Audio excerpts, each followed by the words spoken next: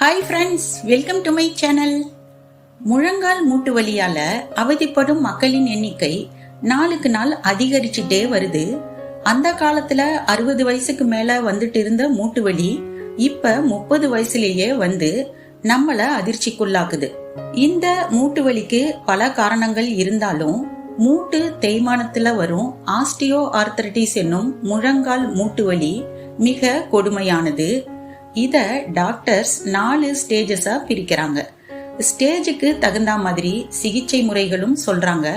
4வது ஸ்டேஜ் வந்துட்டா ஆபரேஷன் தான் வழின்னு சொல்றாங்க.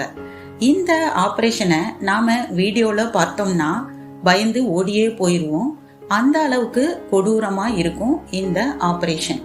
ஆபரேஷன்ல டாக்டர்ஸ் நம்ம தேய்ந்து போன முழங்கால் மூட்டுக்களை எடுத்துட்டு செயற்கை மூட்டுக்களை பொருத்துறாங்க.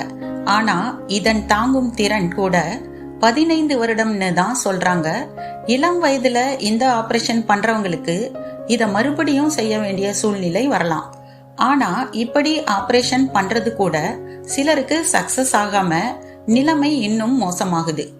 பல லட்சம் பொருட்செலவு, கடுமையான மன உளைச்சல், ஆபரேஷன் பயம்னு பலர் இத செஞ்சிக்கவே முன் வர்றதில்ல. அதனால ஸ்டேஜ் 1 ஆஸ்டியோ ஆர்த்தரைட்டிஸா இருந்தாலும் சரி, ஸ்டேஜ் 4 ஆஸ்டியோ ஆர்த்தரைட்டிஸா இருந்தாலும் சரி, இந்த 3 பொருட்களை உங்க தினசரி வாழ்க்கையில சாப்பிட்டு பாருங்க. உங்க டே டு டே லைஃப்ல பெரிய மாற்றம் தெரியும்.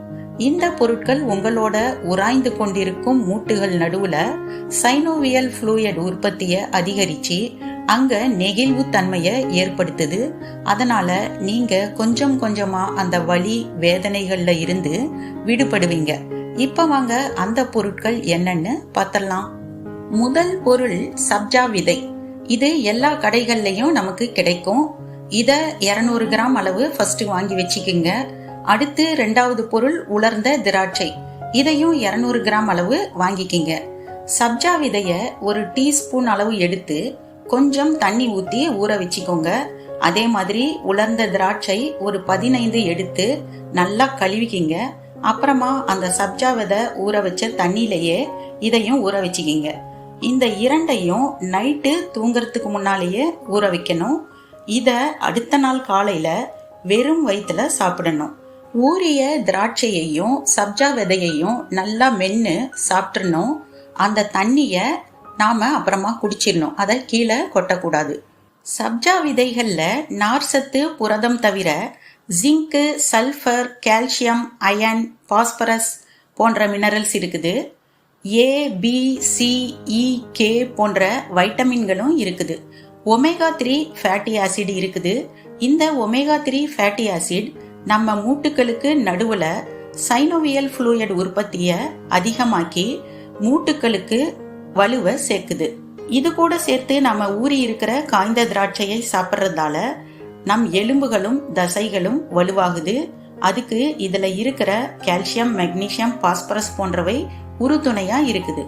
அடுத்ததா நான் சொல்ல போற 3வது பொருள் கத்தாழை. இது மூட்டு வலி இருக்கிறவங்க எப்படி சாப்பிடலாம்? பகல்ல ஒரு 12 மணிக்கு மேல கத்தாழையோட ஒரு மடலை கால்வாசி மட்டும் எடுத்து வச்சுக்கிங்க.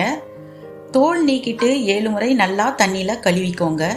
இத சிறு துண்டுகளா அறுத்து ஒரு கிண்ணத்துல வச்சுக்கலாம். இதுல அரை ஸ்பூன் தேன் சேர்த்துக்கலாம். கொஞ்சம், அதாவது ஒரு பிஞ்ச் அளவு மிளகுத்தூள் சேர்த்து நல்லா கலக்கி வச்சுக்கணும். இத அப்படியே சாப்பிடலாம். சர்க்கரை நோய் இருக்கிறவங்க மட்டும் தேன் சேர்க்க வேணாம். மிளகு எதுக்குன்னா சிலருக்கு கத்தாழை சாப்பிட்டா சளி பிடிக்கும். மிளகு சேர்த்து சாப்பிடக்குள்ள நமக்கு சளியும் பிடிக்காது.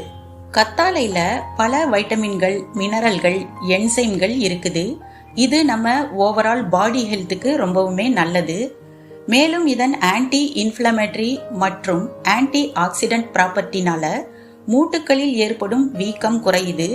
இதை டெய்லி சிறு துண்டு சாப்பிட்றதுனால ஆஸ்டியோ ஆர்த்தரைட்டிஸ்னால ஏற்படும் ஸ்டிஃப்னஸும் பெயினும் குறையுது. கத்தாழையில் இருக்கும் வளவளப்பு தன்மை நமக்கு சைனோவியல் ஃப்ளூயிட் உற்பத்தியை மூட்டுகளுக்கு நடுவுல ஃபார்ம் ஆக்கி மூட்டுக்கள்ல ஏற்படும் உராய்வை குறைக்குது. அதனால நமக்கு வலி குறைய தொடங்குது.